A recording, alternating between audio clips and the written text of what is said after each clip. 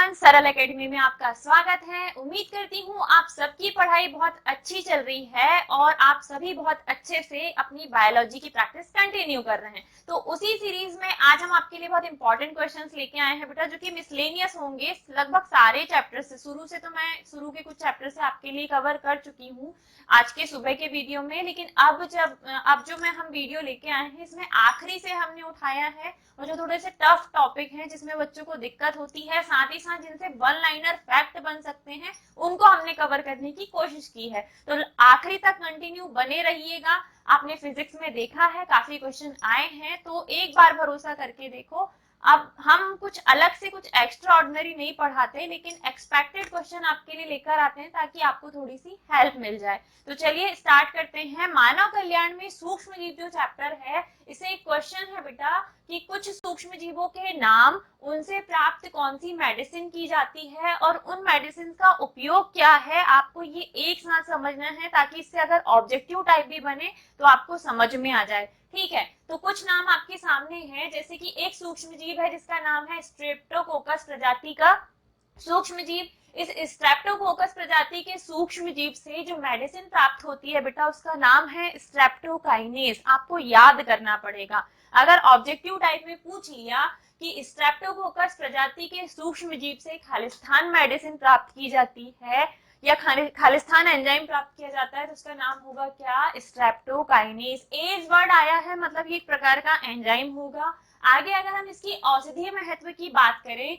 तो ये जो मेडिसिन है बेटा, ये हमारी ब्लड वेसल्स यानी कि रक्त वाहिकाओं में जो थक्के जम जाते हैं ब्लड के, उन थक्कों को तोड़कर रक्त वाहिकाओं में रक्त के प्रवाह को निरंतर करता है। स्ट्रेप्टोकाइनेस रक्त वाहिकाओं में जमे थक्के को हटाता है, इसीलिए इसे क्लॉट बस्टर के नाम से भी जाना जाता है। अगर 2 नंबर में या 1 नंबर में पूछ ले क्लॉट बस्टर क्या है, तो आप लिखेंगे स्ट्रेप्टोकाइनेस ही क्लॉट बस्टर है, जो कि स्ट्रेप्टोकोकस प्रजाति के सूक्ष्म जीव से प्राप्त किया जाता है। इसका उपयोग generally heart attack, brain stroke यानी कि जो मस्तिष्काघात होता है, हृदयाघात होता है, ऐसे रोगियों हेतु किया जाता है। किसका? स्ट्रेप्टोकाइनेस का। तो आई होप यहाँ से 3 क्वेश्चन आपके तैयार हो रहे हैं और आप भी तीनों क्वेश्चन अच्छे से समझेंगे कि सूक्ष्म जीव का नाम है स्ट्रेप्टोकोकस प्रजाति का सूक्ष्म जीव स्ट्रेप्टोकाइनेस, इससे प्राप्त मेडिसिन है,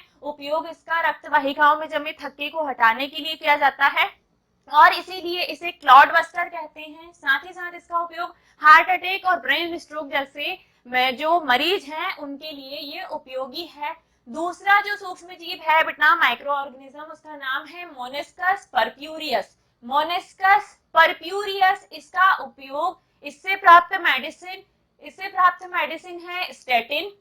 इस स्टेटिन मेडिसिन का उपयोग हमारे ब्लड में जो कोलेस्ट्रॉल का लेवल बढ़ जाता है, जिसके कारण आजकल हार्ट अटैक के रेट भी बढ़ रहे हैं, उस कोलेस्ट्रॉल स्तर को कम करने के लिए स्टेटिन मेडिसिन का उपयोग किया जाता है बहुत सारी मेडिसिन में। ठीक है, तो मोनेस्कस परप्यूरियस से स्टेटिन प्राप्त किया जाता है और यह रक्त में जमे कोलेस्ट्रॉल को कम करता है। अगला है ट्राइकोडर्मा पॉलीस्पोरम। ट्राइकोडर्मा पॉलीस्पोरम जो है, इससे साइक्लोस्पोरिन ए मेडिसिन प्राप्त की जाती है। ट्राइकोडर्मा पॉलीस्पोरम एक प्रकार का सूक्ष्म जीव है जिससे साइक्लोस्पोरिन ए मेडिसिन प्राप्त की जाती है और इस मेडिसिन का उपयोग बेटा वे मरीज जिनका अंग प्रत्यारोपण यानी कि ऑर्गन ट्रांसप्लांट हुआ है, उनके इम्यून सिस्टम को बढ़ाने के लिए इस मेडिसिन का उपयोग किया जाता है। आगे अगला है एस्परजिलस नाइगर। कहीं कहीं इस वर्ड में आपको नाइजर देखने को मिलेगा। एस्परजिलस नाइजर जो है, इससे सिट्रिक एसिड प्राप्त किया जाता है। एस्परजिलस नाइजर से सिट्रिक एसिड प्राप्त करते हैं, साथ ही साथ इससे एमाइलेज, प्रोटीएज और पैक्टिनेज एंजाइम भी प्राप्त किए जाते हैं। अगर हम बात करें एस्परजिलस नाइजर की, तो इससे citric acid, amylase, protease, pectinase इस प्रकार के एंजाइम प्राप्त किए जाते हैं। ये एंजाइम है और ये एक प्रकार का एसिड है। आपको ये पूरा चार्ट, ये पूरी सारणी अच्छे से याद करके जानी है। अगर वन लाइनर आए तो वन लाइनर, 2 नंबर में पूछे तो 2 नंबर में इंपॉर्टेंट क्वेश्चन है, कहीं कुछ ना कुछ आपको एक आध क्वेश्चन इससे देखने को मिलेगा। अब हम आते हैं अगले क्वेश्चन पे। एक बार और मैं आपको बीओडी और वाहिद मल जो म्यूनिसिपल वाटर है उसके बारे में बता देती हूँ, फिर हम आएंगे गंगा एक्शन प्लान पे। अगला क्वेश्चन है बेटा हमारा वाहिद मल। वाहिद मल क्या है, इसमें कौन कौन सी अशुद्धियां होती है? तो म्यूनिसिपल अपशिष्टों द्वारा घरों से निकला वो जल जिसमें बहुत ज्यादा अशुद्धियां और अपशिष्ट पदार्थ होते हैं। शहरों एवं नगरों में, बड़े शहरों एवं नगरों में घरों से निकलने वाला अपशिष्ट पदार्थ युक्त सीवेज पानी जो है, म्यूनिसिपल वाटर जो है, उसी को कहा जाता है वाहिद मल। और इस वाहिद मल में इतनी ज्यादा अशुद्धियां होती है कि अगर ये वाहिद मल हमारे घर की पानी वाली पाइपलाइन से मिल जाए और उसमें थोड़ी बहुत भी इसकी अशुद्धियां मिल जाए तो जलजन्य रोग होने का खतरा रहता है। तो आपको ये क्वेश्चन अच्छे से पढ़ के जाना, एक बार देखिएगा। और साथ ही साथ इससे रिलेटेड इसके उपचार का जो संयंत्र है जिसका नाम है sewage treatment plant, sewage treatment plant, आपको ये भी देख के जाना है बेटा, ठीक है। वाहिद मल क्या है, तो शहरों एवं नगरों में घरों से निकलने वाला म्यूनिसिपल पानी जिसमें बहुत सारी अशुद्धियां होती हैं, कोलाइडी पदार्थ होते हैं, निलंबित ठोस होते हैं, मलमूत्र होता है, इस अपशिष्ट व्यर्थ पानी को ही कहा जाता है वाहिद मल। और इसके उपचार के लिए जिस ट्रीटमेंट प्लांट को बनाया जाता है उसको कहा जाता है सीवेज ट्रीटमेंट प्लांट। आगे अगला क्वेश्चन इसी से रिलेट करता हुआ है बीओडी। बीओडी का फुल फॉर्म होता है biochemical oxygen demand. Biochemical oxygen demand is BOD. Biochemical oxygen demand क्या होता है, बीओडी होता है। इसकी परिभाषा की अगर हम बात करें तो 1 लीटर जल में उपस्थित पानी है, 1 लीटर जल में उपस्थित कार्बनिक पदार्थों को, इसमें बहुत सारी अशुद्धियां मिली हुई हैं, बहुत सारे कार्बनिक पदार्थ हैं, कार्बनिक पदार्थों को दिए गए ताप पर उस कार्बनिक पदार्थ के अंदर उपस्थित, उस पानी के अंदर उपस्थित सूक्ष्म जीवों द्वारा इन कार्बनिक पदार्थों के अपघटन के लिए आवश्यक ऑक्सीजन की मात्रा ही उस जल की बीओडी होती है। ध्यान से सुनना, इससे ना ऑब्जेक्टिव टाइप और एक बना के प्रश्न पूछ सकता है कि जिसकी बीओडी ज्यादा है मतलब पानी शुद्ध है या अशुद्ध है। तो जिस भी जल की बीओडी ज्यादा होगी वो पानी उतना ज्यादा इम्प्योर होगा।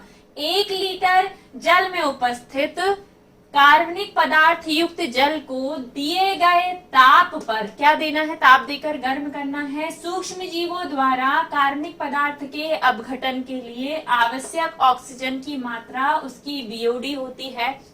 अगर आपके सामने 3 सैंपल वाटर हैं, एक है समुद्र का पानी, दूसरा है तालाब का और तीसरा है बेटा नदी का, और बोला जाए किसकी बीओडी ज्यादा है, तो सबसे ज्यादा बीओडी होगी समुद्र के पानी की, उसके बाद बीओडी होगी तालाब की और सबसे कम बीओडी होगी नदी के पानी की। नदी का पानी थोड़ा शुद्ध होगा, बहता हुआ जल है, इसकी अपेक्षा तालाब के पानी की बात की जाए तो ये थोड़ा सा गंदा होता है, इसमें अशुद्धियां ज्यादा होती हैं और सूक्ष्म जीवों को ज्यादा ऑक्सीजन लगती है अपघटन के लिए। समुद्र के पानी की बात की जाए तो इसमें बहुत ज्यादा मृत अवशेष, बहुत सारे सूक्ष्म जीवों के होते हैं, बहुत सारे जीव जंतुओं के होते हैं, बहुत ज्यादा कार्बनिक पदार्थ होते हैं, इसलिए समुद्र के पानी की बीओडी सबसे ज्यादा होती है। इसी चैप्टर में हम आगे बढ़ते हैं, अगले क्वेश्चन पे आते हैं जो कि है इम्पोर्टेंट। अगला क्वेश्चन है बेटा गंगा एक्शन प्लान क्या है, इस पर टिप्पणी आपसे पूछ सकता है। तो गंगा एक्शन प्लान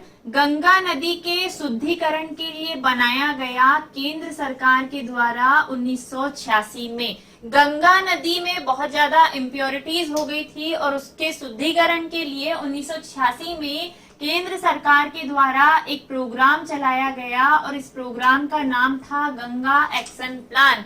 इस प्लान के तहत गंगा नदी के किनारे बहुत सारे सीवेज ट्रीटमेंट प्लांट की स्थापना की गई। और इन सीवेज ट्रीटमेंट प्लांट के माध्यम से गंगा नदी के पानी के शुद्धिकरण की प्रक्रिया स्टार्ट हुई। इस पानी में बहुत ज्यादा ई कोलाई बैक्टीरिया हो गए थे। इन ई कोलाई बैक्टीरिया की संख्या को कम किया गया, साथ ही साथ पानी का शुद्धिकरण किया गया। बहुत ज्यादा शुद्धिकरण की प्रोसेस के बाद भी कहीं ना कहीं इस योजना में कुछ ना कुछ कमी रह गई और गंगा नदी इम्प्योर की इम्प्योर रह गई। ठीक है, तो एक तरीके से विफल हो गई ये योजना। गंगा एक्शन प्लान 1986 में केंद्र सरकार के द्वारा लाया गया गंगा नदी के शुद्धिकरण के लिए एक प्लान है। इस प्लान के तहत गंगा नदी के किनारे बहुत सारे सीवेज ट्रीटमेंट प्लांट की स्थापना की गई ताकि गंगा नदी के पानी को शुद्ध किया जा सके। इसमें उपस्थित ई कोलाई जो बैक्टीरिया हैं, इन बैक्टीरियाओं की संख्या को कम किया जा सके और इसी के तहत केंद्र सरकार ने इस प्लान को लाया था। कुछ कारणों से ये प्लान विफल रहा। आपको इसकी डेट, क्या क्या हुआ, वो सारी चीजें पढ़ के जानी है। आगे एक और क्वेश्चन, जो बायोगैस संयंत्र होते हैं आपको उसका डायग्राम बायोगैस संयंत्र जो है आपको इसका डायग्राम देख के जाना है बेटा। एक बार देख लेना, कोई दिक्कत नहीं है। और इससे एक इम्पोर्टेंट क्वेश्चन कि बायोगैस संयंत्र की मुख्य संघटक गैस कौन सी है, तो मुख्य संघटक गैस है बेटा मीथेन। मीथेन इसमें सबसे ज्यादा बनती है और वही ज्वलनशील होती है। इसके अलावा हाइड्रोजन, अमोनिया गैस भी बनती है, लेकिन प्रमुख संघटक गैस जो है बायोगैस संयंत्र में वो है मीथेन। और मीथेन को बनाने के लिए जो बायोगैस संयंत्र है उसमें जो क्या बोलते हैं बैक्टीरिया पाया जाता है, उस बैक्टीरिया का नाम है बेटा मीथेनोजेंस। ये मीथेनोजेंस बैक्टीरिया जो है, यही बैक्टीरिया बायोगैस संयंत्र में मीथेन गैस को प्रोड्यूस करता है। एक और क्वेश्चन आपसे पूछ सकता है, दूध को दही में कन्वर्ट करने वाला, दूध को दही बनाने वाला जो बैक्टीरिया है उसका नाम है LAB। L for lactic, A for acid and B for bacteria. तो बैक्टीरिया, तो आप कह सकते हो LAB प्रकार का बैक्टीरिया है जिसे लैक्टिक एसिड बैक्टीरिया करते हैं, जो लैक्टिक एसिड प्रोड्यूस करता है और यही दूध को स्कंदित करके दही का निर्माण करता है। तो ये भी एक इम्पॉर्टेंट क्वेश्चन है जो वन लाइनर फैक्ट में पूछ सकता है कि लैक्टिक एसिड बैक्टीरिया का काम क्या है, दूध को दही बनाना। दूध को दही बनाने के लिए कौन सा बैक्टीरिया काम करता है, लैक्टिक एसिड बैक्टीरिया। ये किसका स्रावन करता है, लैक्टिक एसिड का, और लैक्टिक एसिड ही दूध को स्कंदित करके उसके प्रोटीन को जमाता है और दूध दही में कन्वर्ट हो जाता है। आगे आते हैं हम अगले चैप्टर पर, जो कि है क्या, मानव स्वास्थ्य और रोग। इस चैप्टर से भी बहुत सारे इंपॉर्टेंट क्वेश्चन हैं, कुछ बीमारियां हैं, कुछ डिसीजेस हैं और कुछ आपके लिए मैं क्वेश्चन छोड़ दूंगी। मानव स्वास्थ्य और रोग चैप्टर से कुछ इंपॉर्टेंट क्वेश्चन हैं, जैसे कि प्रतिजन आपको देख के ही जाना है। दूसरा है बेटा प्रतिजैविक, जिसे हम एंटीबायोटिक कहते हैं। और तीसरा है प्रतिरक्षी पदार्थ। प्रतिरक्षी पदार्थ में मैंने आपको एक फॉर्मूला बताया था, इसमें 2 चेन होती है, एक लाइट, दो हैवी, इसीलिए H2L2 से लिखते हैं। और प्रतिरक्षी पदार्थ की दोनों चेनों को बांधने रखने के लिए इनके बीच में जो बंध होता है उस बंध को कहा जाता है बेटा डाइसल्फाइड बंध। आपको ये याद रखना है। सबसे पहले प्रतिजन क्या होते हैं, तो रोगाणुओं द्वारा उत्पन्न वे पदार्थ जो क्या करवाते हैं, एंटीबॉडीज का निर्माण करवाते हैं, उन्हीं को हम क्या कहते हैं, प्रतिजन, जो कि प्रोटीन या ग्लाइकोप्रोटीन प्रकृति के होते हैं। प्रोटीन या ग्लाइकोप्रोटीन प्रकृति के पदार्थ जो हमारे शरीर में एंटीबॉडीज का निर्माण करवाते हैं ताकि हम रोगों से लड़ सके। तो रोगाणुओं के प्रभाव से शरीर में जो एंटीजन है वो एक्टिव होते हैं और ये एंटीजन क्या करते हैं, हमारे शरीर से फिर एंटीबॉडीज का निर्माण करवाते हैं ताकि हम उन रोगों से रक्षा कर सकें। और इनकी प्रकृति प्रोटीन या ग्लाइकोप्रोटीन स्वभाव की होती है। दूसरा है बेटा प्रतिजैविक। प्रतिजैविक क्या होते हैं, तो प्रतिजैविक को एंटीबायोटिक कहते हैं। मैं थीसिस दे रही हूँ काम की, डिटेल एक्सप्लेनेशन आपके पास है, आप उनसे पढ़ सकते हो, बट हम अभी हमारे पास इतना टाइम नहीं कि एक एक क्वेश्चन में एक एक बोर्ड भरते चले। जो काम के पॉइंट्स हैं हमसे वे डिस्कस करेंगे। एंटीबायोटिक क्या है, तो सूक्ष्म जीवों द्वारा उत्पन्न वे पदार्थ जो या तो जीवाणुओं की वृद्धि को रोक देते हैं या फिर जीवाणुओं को मार देते हैं। सूक्ष्म जीवों द्वारा उत्पन्न वे पदार्थ जो या तो जीवाणु की वृद्धि को रोक देते हैं या उन्हें मार देते हैं एंटीबायोटिक यानी कि प्रतिजैविक कहलाते हैं। उदाहरण अगर बात की जाए एंटीबायोटिक की तो पेनिसिलिन, पेनिसिलिन एक प्रकार का एंटीबायोटिक है। स्ट्रेप्टोमाइसिन एक प्रकार, स्ट्रेप्टोमाइसिन, टेट्रासाइक्लिन एक प्रकार का एंटीबायोटिक है। तो ये सारे एंटीबायोटिक के एग्जाम्पल हैं जो आपको याद रखने हैं। पेनिसिलिन, स्ट्रेप्टोमाइसिन, टेट्रासाइक्लिन एक प्रकार के एंटीबायोटिक के एग्जाम्पल हैं। पहली खोजी गई एंटीबायोटिक पेनिसिलिन थी। फर्स्ट एंटीबायोटिक जो है बेटा, फर्स्ट खोजी गई एंटीबायोटिक क्या है, पेनिसिलिन है, जिसके खोजकर्ता जो हैं, इनके खोजकर्ता जो हैं वो है बेटा अलेक्जेंडर फ्लेमिंग। अलेक्जेंडर फ्लेमिंग जो है इन्होंने इसे प्राप्त किया था। और अगर पूछे किससे प्राप्त किया था तो आप याद रखोगे पेनिसिलियम नोटेटम नामक कवक से, पेनिसिलियम नोटेटम नामक कवक से, नामक कवक यानी कि फंजाई कवक से। ठीक है, तो पेनिसिलिन फर्स्ट एंटीबायोटिक है जिसके खोजकर्ता अलेक्जेंडर फ्लेमिंग है। इसे प्राप्त किया गया था पेनिसिलियम नोटेटम नामक कवक से और इसकी डेफिनेशन है सूक्ष्मजीवों द्वारा उत्पन्न वे पदार्थ, सूक्ष्मजीवों से प्राप्त वे पदार्थ यानी कि मेडिसिन जो कि जीवाणुओं को या तो मार देती है या उनकी वृद्धि को रोक देती है। प्रतिरक्षी पदार्थ क्या होते हैं, तो ये होते हैं एंटीबॉडी मटेरियल। ठीक है, अब इनका क्या काम है, प्रतिरक्षी पदार्थ या जिन्हें हम कहते हैं एंटीबॉडीज, ये हमारे प्रतिरक्षा तंत्र से संबंधित प्रोटीन है बेटा जिन्हें इम्यूनोग्लोबिन भी कहा जाता है। सेम टू सेम प्रतिजन के जैसे बट थोड़े से अलग। प्रतिरक्षी पदार्थ जिन्हें हम एंटीबॉडी कहते हैं ये हमारे शरीर में ऑलरेडी होती है ताकि हम रोगों से लड़ पाए। ये हमारे शरीर में प्रतिरक्षा तंत्र से संबंधित प्रोटीन है जिन्हें इम्यूनोग्लोबिन कहा जाता है।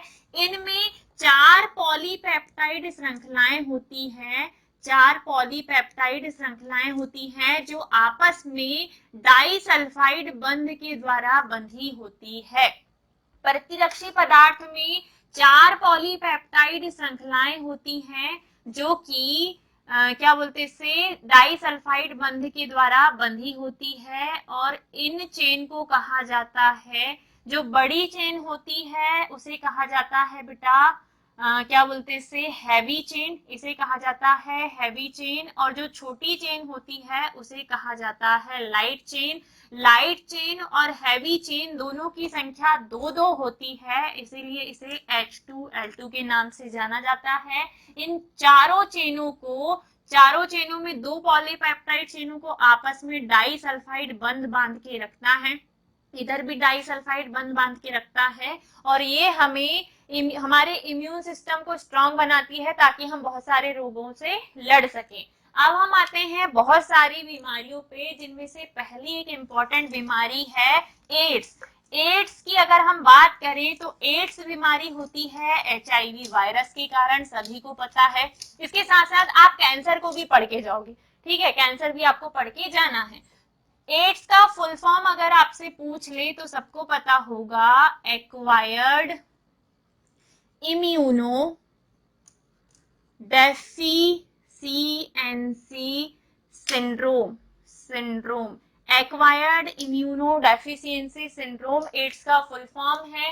ये बीमारी होती है किसके कारण, HIV वायरस के कारण। HIV वायरस का फुल फॉर्म होता है human immuno virus, human immuno virus, HIV virus. AIDS की पहचान के लिए जो परीक्षण यानी कि टेस्ट किया जाता है उस परीक्षण का नाम है बेटा एलिसा टेस्ट। एलिसा टेस्ट का फुल फॉर्म अगर आपसे पूछ ले तो एंजाइम लिंक्ड इम्यूनो सॉर्वेंट एसे, आप हिंदी में भी लिख सकते हो, कोई दिक्कत नहीं है। एक्वायर्ड इम्यूनोडेफिशिएंसी सिंड्रोम एड्स का फुल फॉर्म होता है। ये एक लाइलाज बीमारी है जो एचआईवी वायरस के कारण होती है। एचआईवी वायरस यानी कि ह्यूमन इम्यूनो वायरस, इसका परीक्षण किया जाता है एलिसा टेस्ट के द्वारा। एलिसा का फुल फॉर्म है एंजाइम लिंक्ड इम्यूनोसॉर्बेंट एसे। बीमारी होती किस कारण है? संदूषित ब्लड अगर हमने चढ़वा लिया हो, असुरक्षित यौन संबंध, एक से अधिक व्यक्तियों के साथ संबंध बनाना, या फिर एक से ज्यादा बार सिरिंज का इस्तेमाल, ऐसे बहुत सारे कारणों से एड्स बीमारी होती है और इनसे बचाव ही इसकी सुरक्षा के उपाय हैं, इसका इलाज संभव नहीं है। अगली बीमारी पे आते हैं। अगली है बीमारी बेटा कैंसर। कैंसर की अगर बात की जाए तो बहुत सारे परीक्षण, चाहे बायोप्सी हो या फिर स्क्रीनिंग परीक्षण हो, स्क्रीनिंग के अंतर्गत आते हैं एमआरआई, एक्सरे, सीटी स्कैन, इन सब के द्वारा और साथ ही साथ बायोप्सी के द्वारा और भी वो टेस्ट होते हैं जिनके द्वारा कैंसर बीमारी का पता लगाया जाता है। कैंसर के बहुत सारे प्रकार हैं, गर्भाशय ग्रीवा कैंसर, आंतों का cancer, liver cancer, blood cancer, ऐसे बहुत सारे टाइप के कैंसर आपको एग्जाम्पल में लिखने हैं। अगर बात की जाएगी इलाज की, ट्रीटमेंट की, तो सबसे पहला उपचार है इसका बेटा शल्य चिकित्सा। कैंसर के उपचार की बात की जाए तो सबसे पहला है शल्य चिकित्सा। दूसरा आप लिख सकते हो इसमें कीमोथेरेपी। कीमोथेरेपी के द्वारा भी कैंसर का ट्रीटमेंट किया जाता है। तीसरा, मैं सिर्फ साइड पॉइंट्स दे रही हूँ, एक्सप्लेनेशन भी आप दे सकते हो। तीसरा अगर हम बात करें तो रेडिएशन थेरेपी। रेडिएशन थेरेपी के द्वारा भी कैंसर का ट्रीटमेंट किया जाता है। और आगे आए तो आजकल एक एडवांस टेक्नोलॉजी आ रही है जिसे हम कहते हैं इम्यूनोथेरेपी। इम्यूनोथेरेपी के द्वारा भी कैंसर का ट्रीटमेंट किया जाता है। कैंसर बीमारी होती किसके कारण है? तो ये बीमारी होती है बेटा ऑन्कोजीन की सक्रियता के कारण। ऑन्कोजीन की सक्रियता यानी कि इसके एक्टिवेशन के कारण ही कैंसर बीमारी होती है। इस बीमारी की एक सिचुएशन जो आपसे पूछेगा अलग से, मेटास्टेसिस। What is metastasis? अगर आपसे टिप्पणी में या 2 नंबर में पूछ ले तो मेटास्टेसिस क्या है? मेटास्टेसिस एक स्थिति है, कुछ विशेष प्रकार के ट्यूमर जिन्हें मैलिग्नेंट ट्यूमर कहते हैं, ये मैलिग्नेंट ट्यूमर एक जगह तक सीमित नहीं रहते बल्कि रक्त या लिम्फ के सहारे पूरे शरीर में घूमकर फैल जाते हैं और आगे इनकी वृद्धि जो है वो घातक होती है क्योंकि ये फिर कैंसर का कारण होते हैं। इस स्थिति को ही कहा जाता है मेटास्टेसिस। एक बार कैंसर कोशिका और सामान्य कोशिका में अंतर देख लीजिएगा। कैंसर कोशिका और एक अंतर, सामान्य कोशिका अगर एक दूसरे से टकराएगी ना, जैसे ही एक दूसरे से टकराएगी इनकी वृद्धि रुक जाएगी, जबकि कैंसर कोशिका इतनी जिद्दी होती है, जितना टकराएगी उतनी ज्यादा ग्रोथ करेगी, जितना कटेगी उतनी ज्यादा ग्रोथ करेगी। ये है कैंसर कोशिका के सिम्टम्स। कैंसर के बारे में मैंने आपको बता दिया, इसकी स्थिति जो है मेटास्टेसिस, इसके बारे में भी बता दिया, प्रतिजन एंटीबायोटिक भी बता दिए। इस चैप्टर से एक इंपॉर्टेंट क्वेश्चन, मलेरिया परजीवी यानी कि प्लाज्मोडियम का जीवन चक्र आपको देख के जाना है। प्लाज्मोडियम का जीवन चक्र मैंने अपने लॉन्ग लेक्चर में अकेला ये क्वेश्चन बहुत अच्छे से एक्सप्लेन किया है। मेरी आपसे विनती है, मोस्ट इंपॉर्टेंट एक्सपेक्टेड क्वेश्चन है, एक बार जरूर देख के जाना।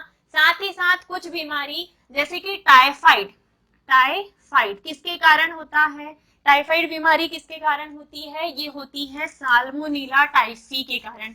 साल्मोनेला टाइफी के कारण होने वाली बीमारी है टाइफाइड। और निमोनिया किसके कारण होता है? निमोनिया होता है, एक सेकेंड मैं दोनों बीमारियों को अलग से एक्सप्लेन करती हूँ। 2 बीमारियां हैं बेटा, एक है निमोनिया जिसका आपको कारक और सिम्टम्स लिखने हैं, निमोनिया, और दूसरा है बेटा टाइफाइड। ये दोनों एक बार पढ़ के चले जाना, टाइफाइड और निमोनिया। निमोनिया की अगर हम बात करें तो स्ट्रेप्टोकोकस न्यूमोनी एक जीवाणु है, स्ट्रेप्टोकोकस, अब भी ये प्रजाति हमको मिली भी थी मेडिसिन में, है ना। स्ट्रेप्टोकोकस न्यूमोनी और इन्फ्लुएंजी, स्ट्रेप्टोकोकस न्यूमोनी और हीमोफिल्स इन्फ्लुएंजी, हीमोफिल्स इन्फ्लुएंजी, इन्फ्लुएंजी। इन दोनों के कारण होने वाली बीमारी का नाम है निमोनिया, जिसमें ज्वर आता है, कपकपी आती है, उल्टी दस्त सारी प्रॉब्लम होती है, साथ ही साथ वायु कोष्ठ जो है वो प्रभावित होते हैं। ये निमोनिया के सिम्टम्स हैं। और अगर कोई व्यक्ति छींकेगा तो उसकी ड्रॉपलेट्स के द्वारा इसके संक्रमण फैलते भी हैं। दूसरी बीमारी है बेटा टाइफाइड। टाइफाइड बीमारी होती है साल्मोनेला टाइफी के कारण, साल्मोनेला टाइफी नामक बैक्टीरिया के कारण। ये भी दोनों ही जीवाणु के कारण होने वाली बीमारियां हैं। और जीवाणु द्वारा होने वाली बीमारी ला इलाज नहीं होती, इनका इलाज होता है। टाइफाइड बीमारी होती है साल्मोनेला टाइफी के कारण। टाइफाइड में आने वाले बुखार को बेटा एंटेरिक बुखार के नाम से भी जाना जाता है। इसमें बार बार लगातार कपकपी आके 3-4 दिन में बुखार रिपीट होता है और कपकपी के साथ बुखार आता है, यानी कि फीवर आता है। इसमें आने वाले बुखार यानी कि फीवर को एंट्रिक बुखार के नाम से जाना जाता है। और टाइफाइड का जो टेस्ट किया जाता है, जिसके द्वारा टाइफाइड का पता लगाया जाता है, उस टेस्ट का नाम है बेटा बिडॉल टेस्ट। इसका जीवाणु साल्मोनेला टाइफी। टाइफाइड बुखार को एंट्रिक बुखार कहते हैं। टाइफाइड का टेस्ट बिडॉल टेस्ट कहलाता है। इतने पॉइंट्स आपके लिए काफी हैं। इसके अलावा और भी क्वेश्चन अगर आपको देखने हो तो देख सकते हो। अब एक इंपॉर्टेंट क्वेश्चन मैं आपको समझाने वाली हूँ, जो कि है डीएनए वाले चैप्टर से। एक और क्वेश्चन जो छोटा छूट गया बेटा इस चैप्टर से, वो है एलर्जी। एलर्जी एक बार देख के चले जाना, 2 नंबर में अगर दे दिया तो इम्पोर्टेंट है। पर्यावरण में उपस्थित कुछ एंटीजनों के प्रति हमारे शरीर की बढ़ी चढ़ी प्रतिक्रिया। पर्यावरण में उपस्थित कुछ एंटीजनों के प्रति हमारा जो इम्यून सिस्टम है, हमारा जो प्रतिरक्षी तंत्र है, वो बहुत बढ़ा चढ़ाकर प्रतिक्रिया देता है। फॉर एग्जाम्पल, कभी कभी किसी व्यक्ति को बाहर हवा में धूल में जाने पर छींकें आने लग जाती है। ठंडे पानी से किसी किसी को एलर्जी होती है, खुजली होने लग जाती है। ऐसे बहुत सारे धूल मिट्टी इस टाइप के जो कण हैं, उन सभी से हमें क्या होती है, एलर्जी। किसी किसी को खाने से भी होती है। तो होता क्या है, हमारा जो इम्यून सिस्टम यानी कि प्रतिरक्षी तंत्र है, वो उन चीजों को एक्सेप्ट नहीं कर पाता और उनके प्रति थोड़ी सी बढ़ा चढ़ाकर प्रतिक्रिया देता है। तो डेफिनेशन में आपको लिखना क्या है, पर्यावरण में उपस्थित कुछ विशेष प्रकार के प्रतिजनों के प्रति हमारे शरीर के प्रतिरक्षा तंत्र की बढ़ी चढ़ी प्रतिक्रिया, बहुत एकदम से एडवांस लेवल की प्रतिक्रिया देता है। लगातार छींकें आ रही हैं, खुजली हो रही है, बिल्कुल रैशेस आ गए, दाने उड़ गए शरीर पे, ये बढ़ी चढ़ी प्रतिक्रिया ही होती है। और इसी प्रतिक्रिया को कहा जाता है एलर्जी। एलर्जी के बहुत सारे कारक हैं, लेकिन जो आपको एग्जाम्पल में लिखने हैं वो है धूल मिट्टी। धूल मिट्टी के कण जो है, साथ ही साथ जो पॉलन ग्रेन्स यानी कि पराग कण होते हैं, इन सभी के द्वारा व्यक्तियों को क्या होती है, एलर्जी होती है। एक बार ये क्वेश्चन देख के चले जाना। अब हम आते हैं हमारे इंपॉर्टेंट क्वेश्चन पे, जो है डीएनए वाले चैप्टर से। डीएनए में एक सिद्धांत मैंने आपको बताया था, सेंट्रल डोग्मा। सेंट्रल डोग्मा क्या है, ये इतना इंपॉर्टेंट नहीं है, लेकिन इसके अंदर बहुत सारे ऑब्जेक्टिव छिपे हुए हैं। फॉर एग्जाम्पल, डीएनए जो है ये स्वयं अपनी कॉपी बनाता है। डीएनए का स्वयं अपनी कॉपी बनाना कहलाता है बेटा प्रतिलिपिकरण। और इस प्रतिलिपिकरण को रेप्लिकेशन कहते हैं। रेप्लिकेशन में अभी आपको बताऊंगी। दूसरा, डीएनए आगे जाकर आरएनए बनाता है। डीएनए का आरएनए बनाना अनुलेखन या अनुलिपिकरण या ट्रांसक्रिप्शन कहलाता है। क्या कहलाता है, ट्रांसक्रिप्शन कहलाता है। आई होप आप समझ पा रहे हैं। समझ में आ रहा है तो सबसे पहले लाइक करो, शेयर करो, अभी तक कुछ नहीं किए हो। और आरएनए से प्रोटीन का जो निर्माण है, आरएनए का प्रोटीन बनाना अनुवादन यानी कि ट्रांसलेशन कहलाता है। क्या कहलाता है, ट्रांसलेशन कहलाता है। डीएनए अपनी कॉपी स्वयं बनाता है। डीएनए का अपनी कॉपी निर्माण प्रतिलिपिकरण या रेप्लिकेशन है। डीएनए से आरएनए का निर्माण अनुलेखन या ट्रांसक्रिप्शन। आरएनए का प्रोटीन निर्माण अनुवादन या ट्रांसलेशन कहलाता है। कभी कभी कुछ ऐसी विशेष परिस्थितियां होती हैं जिसमें आरएनए जो है ये वापस से डीएनए बना लेता है। इस स्थिति को विपरीत अनुलेखन या रिवर्स ट्रांसक्रिप्शन कहते हैं, रिवर्स ट्रांसक्रिप्शन कहते हैं। और ऐसी स्थिति हमें देखने को मिलती है HIV वायरस, जिसे रिट्रोवायरस के नाम से भी जाना जाता है, क्योंकि रिवर्स प्रोसेस दिखाता है। HIV वायरस में रिवर्स ट्रांसक्रिप्शन वाली स्थिति होती है, इसका RNA वापस से DNA बना लेता है, और ये होता है HIV वायरस में। ठीक है, तो सेंट्रल डोग्मा में जो पहली स्थिति है डीएनए से डीएनए का निर्माण, जिसे हमने कहा प्रतिलिपिकरण, एक बार मैं आपको ये एक्सप्लेन कर देती हूँ, क्योंकि इससे बहुत सारे 3-4 टाइप के क्वेश्चन बनते हैं, खासकर एंजाइम्स से। अगर ऑब्जेक्टिव में पूछा तो बनना चाहिए। मेरा उद्देश्य है कि वन लाइनर भी आपके तैयार होते चले और आपका रिवीजन भी होते चले, ताकि आपको थोड़ी सी हेल्प मिल जाए। एक क्वेश्चन बेटा क्या है, रेप्लिकेशन इंपॉर्टेंट है। और एक और, आपको वॉटसन एंड क्रिक का डबल हेलिक्स मॉडल बहुत अच्छे से पढ़ के जाना है, खासकर उसका मॉडल जो डायग्राम है वो वॉटसन एंड क्रिक का डबल हेलिक्स मॉडल और डीएनए और आरएनए में अंतर, ये 2 क्वेश्चन पढ़ लेना। Double helix model and DNA और आरएनए में अंतर, ये दोनों क्वेश्चंस अच्छे से पढ़ के जाने हैं। अभी हमारा क्वेश्चन क्या है, रेप्लिकेशन। रेप्लिकेशन क्या है, तो जो डीएनए है ये है बेटा डीएनए, डीएनए का 5' सिरा, ये है 3' सिरा, और इसमें ये सारे न्यूक्लियोटाइड आपस में बंधे हुए। मैंने डीएनए ऐसा वाला ना बनाकर सीधा सीधा बना दिया। सबसे पहले इस डीएनए का अपनी कॉपी बनाते समय, जब डीएनए स्वयं डीएनए बना रहा है, उस समय डीएनए का जो स्ट्रैंड है, जो बंधा हुआ स्ट्रैंड है, वो खुलता है। ठीक है, क्या होता है, खुलता है। खुलना मतलब विकुंडलन, और विकुंडलन इसका प्रारंभिक चरण है। और जब विकुंडलन होता है तो इसमें एक एंजाइम हेल्प करता है, उस एंजाइम का नाम है हेलिकेज। हेलिकेज एंजाइम का काम है डीएनए की दोनों श्रृंखलाओं को खोलना। अब इसने इसकी दोनों श्रृंखलाओं को खोल दिया, कुछ दूरी तक ये लिपटी हुई श्रृंखलाएं खुल गई। जब ये खुल गई बेटा, तो इनको खुला रखने का काम करता है topoisomerase enzyme. Topoisomerase enzyme, helicase enzyme दोनों श्रृंखलाओं को खोलेगा, जबकि टोपोआइसोमरेज एंजाइम दोनों श्रृंखलाओं को खुला रखेगा। अब ये दोनों श्रृंखलाएं खुल गई, इसके न्यूक्लियोटाइड अलग अलग हो गए, जो क्षारक हैं उनके बीच के बंध टूट गए, हाइड्रोजन बंध जो है वो टूट गए। ठीक है, अब क्या हुआ, मान लो यहाँ एडेनिन है, यहाँ थाइमिन था, यहाँ साइटोसिन है, यहाँ गुआनिन था। एडेनिन और थाइमिन के बीच में डबल हाइड्रोजन बॉन्ड होते हैं, साइटोसिन और गुआनिन के बीच में ट्रिपल हाइड्रोजन बॉन्ड होते हैं। ऑब्जेक्टिव के लिए याद रखना, एडेनिन ऑलवेज थाइमिन से जुड़ेगा, साइटोसिन हमेशा गुआनिन से जुड़ेगा, और ये होता है चारगाफ रूल में।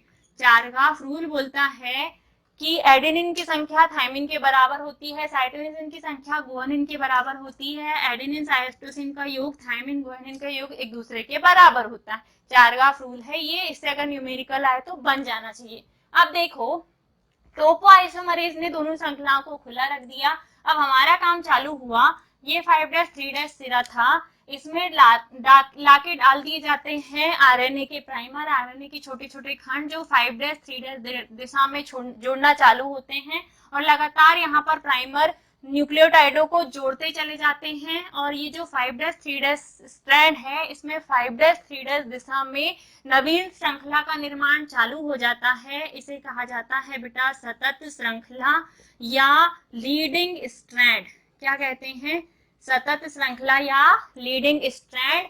ये लगातार बनने वाली श्रृंखला है, और इस श्रृंखला को पूरा करने के लिए जो एंजाइम हेल्प करता है, वो एंजाइम होता है बेटा DNA polymerase enzyme. DNA polymerase enzyme जो है वो श्रृंखला को कंप्लीट करने में हेल्प करेगा, और 5' दिशा में ये स्ट्रैंड धीरे धीरे धीरे धीरे बढ़कर ऊपर की तरफ पूरा कंप्लीट हो जाएगा, श्रृंखला खुल जाएगी, नया स्ट्रैंड बन जाएगा। ये कौन सा स्ट्रैंड था, 5' ये बन गया 5' स्ट्रैंड। दूसरी तरफ जो 3' स्ट्रैंड है ना, इस 3' स्ट्रैंड में भी प्राइमर आके जुड़ेंगे, लेकिन ये जैसे 3' है तो इधर का सिरा होगा 5' ऊपर से नीचे की तरफ, तो ये गैप गैप में खंडों में आके जुड़ेंगे, और बीच बीच में कहीं कहीं गैप रह जाएगा। इस गैप को कहा जाता है बेटा ओकाजाकी खंड। आपको स्ट्रैंड याद रखने हैं, कि 5' 3' दिशा में सतत श्रृंखला बनती है, जबकि 3' 5' दिशा में असतत श्रृंखला बनती है। असतत श्रृंखला बनती है। इस असतत श्रृंखला को बेटा लैगिंग स्ट्रैंड कहते हैं। लैगिंग स्ट्रैंड कहते हैं। और लैगिंग स्ट्रैंड में बीच बीच में कहीं खंड रह जाते हैं जहां पे कोई भी न्यूक्लियोटाइड आके नहीं जुड़ता। इन खंडों को ओकाजाकी खंड कहते हैं। अब खंड हमारे किसी काम के नहीं, हमको पूरी कंप्लीट डीएनए की चेन चाहिए। तो यहाँ पर फिर ओकाजाकी खंडों को भरने का काम एक एंजाइम करता है। इस एंजाइम का नाम है बेटा लाइगेज एंजाइम। लाइगेज एंजाइम जो लैगिंग स्ट्रैंड है उसमें बीच बीच में जो खंड छूटे हैं ओकाजाकी खंड, उनको भरकर 5' 3' दिशा में ऊपर से नीचे की तरफ एक नए स्ट्रैंड का निर्माण करता है। और इस प्रकार डीएनए के दोनों स्ट्रैंड बनकर तैयार हो जाते हैं। और एक पैतृक डीएनए से नवीन नव संश्लेषित एक पुराना डीएनए होता है, एक नया डीएनए बन जाता है। इस प्रकार हो जाता है डीएनए का रेप्लिकेशन, डीएनए का प्रतिलिपिकरण हो गया। अब इस चैप्टर से बहुत सारे इंपॉर्टेंट क्वेश्चन हैं, लेकिन कुछ क्वेश्चन ऐसे हैं जैसे कि सेंट्रल डोग्मा एक बार देख के जाओ, वाटसन क्रिक का मॉडल आप देख के जाओ, ओपेरॉन मॉडल एक बार देख लेना। फिर इसके बाद मैंने आपको न्यूक्लियोसोम मॉडल पढ़ाया है। न्यूक्लियोसोम मॉडल को बहुत अच्छे से पढ़ के जाना। अब एक छोटे से 2 nm व्यास के केंद्रक में 2.2 मीटर लंबे डीएनए को कैसे ठूस ठूस के भर के रखा गया है, उसी थ्योरी को कहा गया है nucleosome model. Nucleosome model DNA को केंद्रक के अंदर व्यवस्थित रखने का एक मॉडल है। और इस मॉडल में 2.2 मीटर लंबे डीएनए को 2 nm व्यास के केंद्रक में रखा गया है। और कैसे रखा गया है, क्योंकि डीएनए अम्लीय प्रकृति का होता है और जो प्रोटीन है उसकी प्रकृति क्षारीय होती है। क्षार और अम्ल यानी कि धनावेश और ऋणावेश एक दूसरे को आकर्षित करेंगे और डीएनए उस केंद्रक के अंदर घूम घूम कर बंध जाएगा प्रोटीन से और वो व्यवस्थित हो जाएगा। ठीक है, तो एक बार मेरा न्यूक्लियोसोम मॉडल वाला आप वीडियो देख सकते हो। लंबा क्वेश्चन है, इतना टाइम हमारे पास नहीं है आज के लिए, अभी के लिए इतना पर्याप्त है। इसके आगे कुछ और इम्पोर्टेंट क्वेश्चन हम क्या बोलते हैं आगे के जो चैप्टर है जैव प्रौद्योगिकी और पारिस्थितिक तंत्र से, उनसे हम क्या बोलते हैं एनालिसिस करके डालते हैं। आपको अगर इम्पोर्टेंट क्वेश्चन चाहिए तो हमारे शॉर्ट रील्स जो है, शॉर्ट्स जो हमने वीडियो डाले हैं उसमें प्लेलिस्ट बाकायदा हमने बना दिए हैं कि यहाँ आपको बायोलॉजी के इम्पोर्टेंट क्वेश्चन मिलेंगे। आप उन इम्पोर्टेंट क्वेश्चन पे अपनी जो तैयारी है उसे बढ़ा सकते हैं। साथ ही साथ अगर आप और ज्यादा पढ़ना चाहते हैं तो उनको छोड़कर जितना ज्यादा हो सके उतना पढ़ो। अगर आपको पूरे में से पूरे नंबर चाहिए तो कोई गैसिंग काम नहीं आती, हमको बहुत ज्यादा मेहनत करनी होती है, क्योंकि जो ऑब्जेक्टिव टाइप है वो तो अंदर से ही आएंगे। आई होप यहाँ तक का आपको सब कुछ बहुत अच्छे से समझ में आया है। वीडियो अगर अच्छा लगा है, चीजें अगर फैक्टफुल लगी हैं तो वीडियो को लाइक करना, ज्यादा से ज्यादा अपने दोस्तों को शेयर करो ताकि उनका भी थोड़ा भला हो जाए। सब्सक्राइब नहीं किया है चैनल को तो कर दो, इसके पैसे नहीं लगते। और अगर आप फाइनेंशियली कैपेबल हो तो प्लीज थोड़ी सी हेल्प कर दो। तैयारी अच्छे से करिए, शिद्दत से, परसों पेपर है। Best of luck all of you. Bye bye, take care, Radhe Radhe.